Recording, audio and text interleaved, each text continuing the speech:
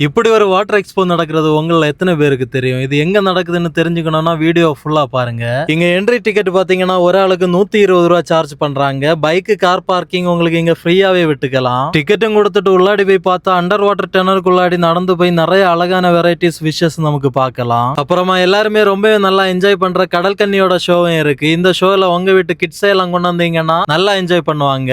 அப்புறமா இங்கேயும் நிறைய ஸ்டால்ஸும் போட்டிருக்காங்க. 90s கிட்ஸோட மிட்டாய், furniture items, body massager, halwa, books, variety ஊறுகான்னு நிறைய ஷாப்பிங் பண்ற மாதிரி ஆஃபர்ல வச்சிருக்காங்க.